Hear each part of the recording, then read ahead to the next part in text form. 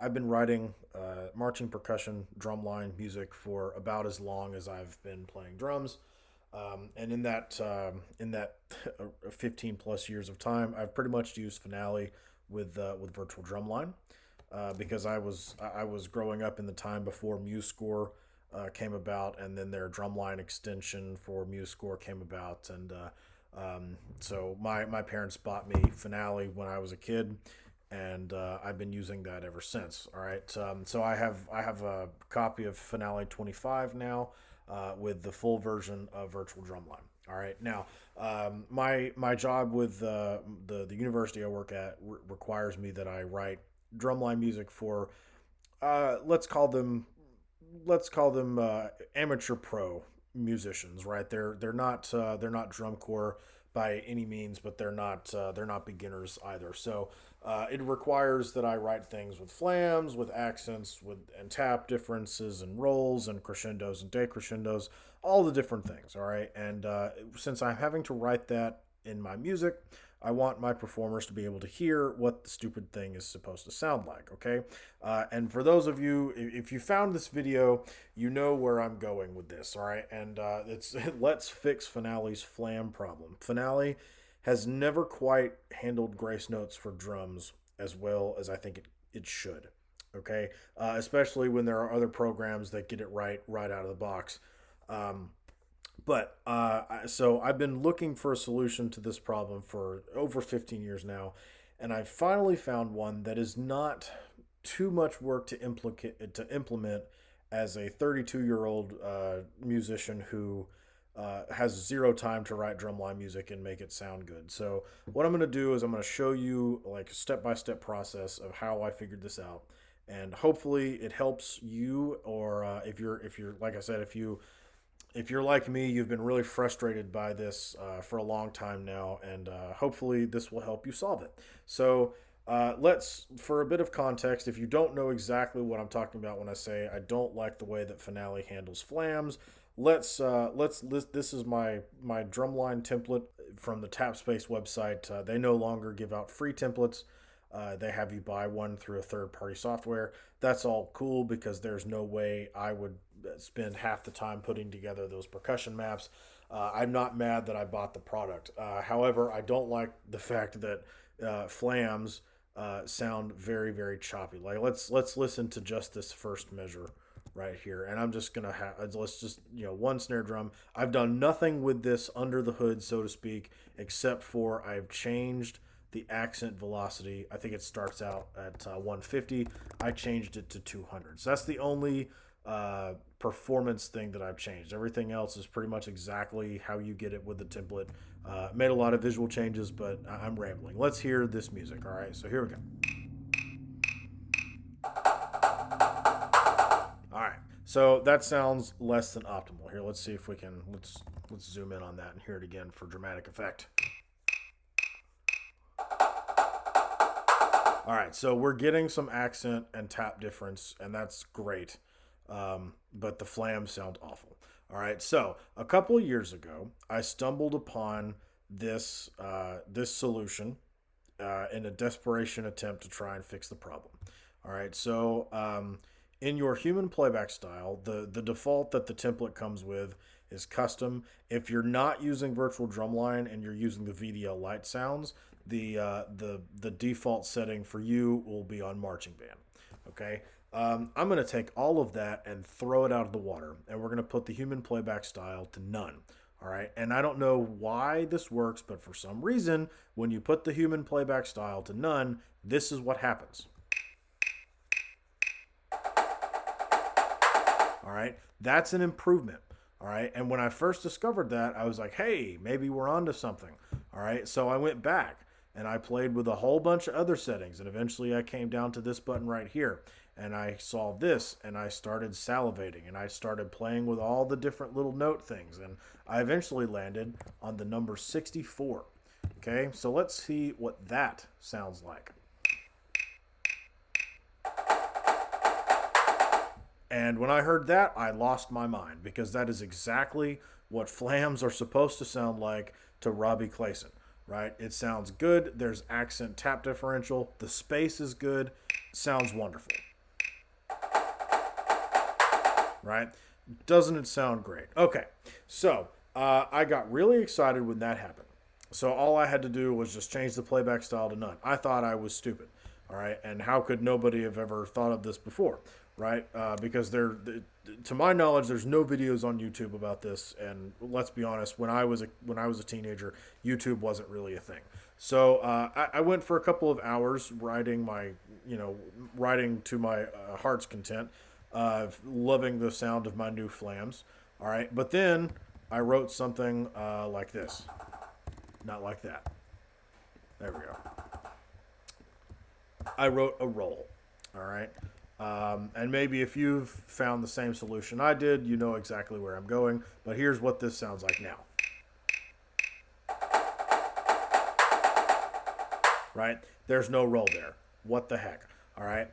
So I got really angry. All right. And then I don't remember when I exactly discovered this, but I imagine I probably got really mad, said a lot of vulgar things, and then put my laptop away.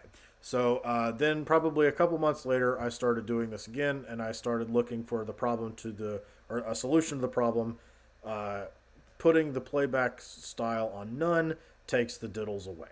All right. So the solution to get the diddles back is in the plugins menu, TG Tools, Smart Playback, push the word go, process the whole document. Okay, and what that's going to do is it's going to make this turn off, or the human playback's going to be turned off. Okay, it's going to make these play as diddles. All right, so let's hear what that sounds like.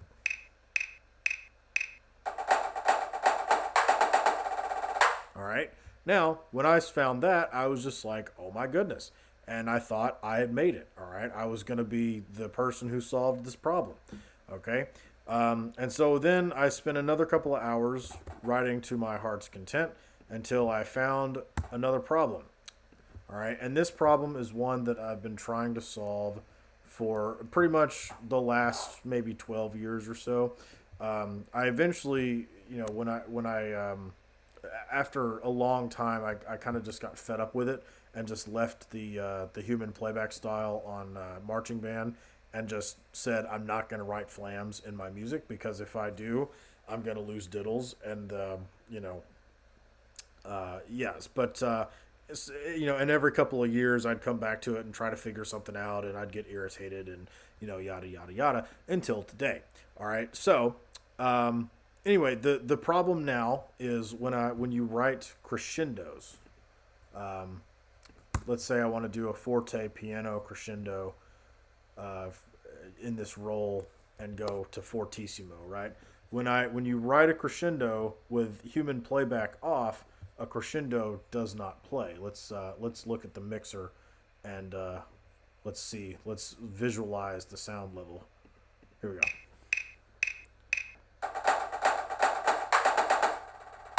Right?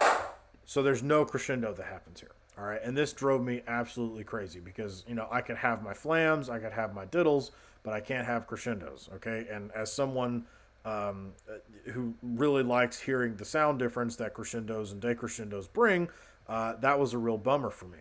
Okay. And so I spent a long time trying to find a solution to this problem, and I think I've finally found it. Okay, here it is. All right, so in your expressions tool where you put the dynamics in the thing in the first place, you'll notice when I clicked it earlier, I had more than just the standard dynamics. All right, so when I write for Drumline, this is obviously a personal preference of mine. This is not the way that you should be doing it. This is just the way I do it. I pretty much stay within the confines of 3 Fs to 2 Ps, right? Fortissimo, EC, Mo. I think that's right. Fortissimo, EC, whatever. 3 Fs to pianissimo. Okay. You can obviously go louder or softer. Doesn't matter. But so you'll notice that I have 2 sets of dynamics. The first set, which is layered through hotkeys, is my dynamics that are going to be really bold and visible on my score. All right. But then the second one are kind of grayed out. Okay. Now in order to get this, all right, I clicked on one dynamic, duplicated it, moved it down here. All right. And then clicked the edit button and then change the text style to hidden. Okay, so what that tells Finale is that when you place a hidden dynamic level, all right, it's going to show up on the screen, all right, but it's not going to show up on the score. Okay, matter of fact, let's see that right now. Right, so you'll see right here I've got pianissimo, on top of the piano dynamic level, but here I just have a piano. Okay, so there lies the solution. All right, we're going to essentially tell Finale each dynamic level where it's going to change. Okay, so I'm going to pick my middle point. If I'm going from piano to fortissimo, the middle point I'm going to say let's have it right here. All right, so this I'm going to put as mezzo forte. All right, and then I'm going to go a couple of steps to the right. In this case, I'll go one step and I'll put a forte dynamic level here. All right, then I'll go one step to the left and put a mezzo piano dynamic level here. All right, so when you print your score, you're only going to see these two dynamics, like the bold pukey green ones. All right, let me show you again. Let's see, open in preview. Yeah, so I only have piano to fortissimo, right? So, but now what I can do if I want to, well, first let's listen to that and let's view it with the mixer. Let me make sure my sounds didn't deload. Very good. So let's listen to it here. All right.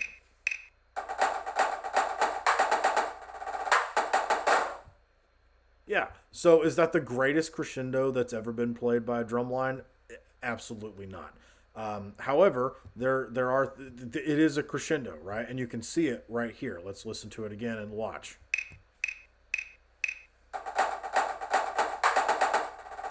Right?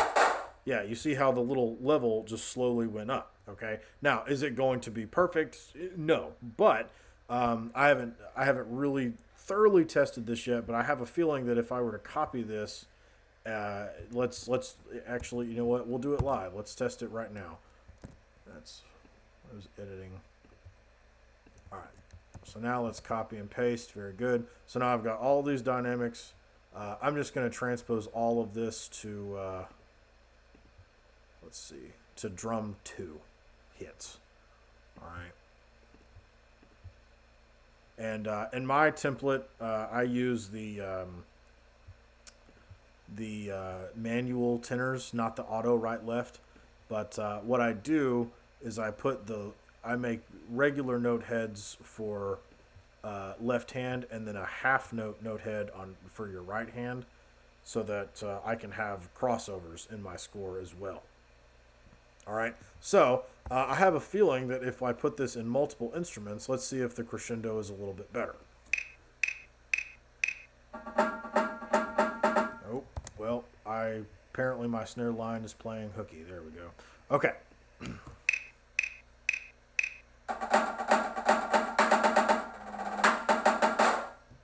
Yeah, so that works a lot better to me. That actually sounds like a drum line. Anyway, let's send the tenors home. Okay, so one thing that I thought about while I was recording this is let's make it even more pronounced. All right, so instead of a piano right there, let's tell it to actually play pianissimo, and let's tell it to actually go up to 3 Fs. So, all right, let's listen to it now and see if we can get more crescendo. Yeah, I like that a lot. That sounds really, really good. All right, and does it matter that this note individually right here is at 3 Fs and this one's only at 2? Maybe, but most of the time when you write a giant crescendo with a roll like this anyway, it's going to end in a rim shot. And let's take the rim shot out just for demonstration purposes, and let's see if that doesn't sound terrible. There we go. By the way, I'm not using a MIDI keyboard. If you have the resources to buy a MIDI keyboard and the time to learn how to use one, do it, because it probably is a lot easier than what I'm doing. So let's hear that. Let's see what happens. You know what? That's perfectly fine to me. So that solves all of the problems. You get the flams with accents, you get rolls, and you get crescendos and decrescendos. So what you'll do when you go to print this, or when you're ready to print your sheet music, you go to the Command P. You save it as a PDF. I'm just going to save it as a preview right now, and that's what you get. And that, and then you can obviously you can print it off to hard copies or whatever. But and then you write the rest of your score as normal. All right.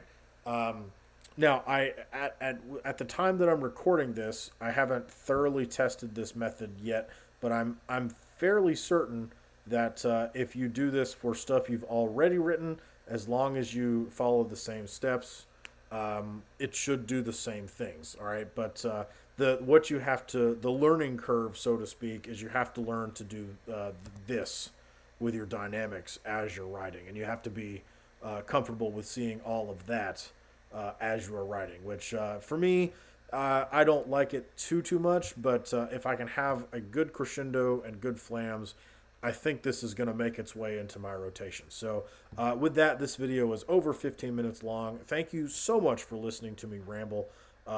I sincerely hope that I have solved this problem of finales flams for you, because good Lord, it has plagued me for over 15 years now, and maybe finally I can start to have some realistic playback in my computer. So I'm going to shut up. Happy drumline writing. Comment any questions you have down below. I'll see you in the next one.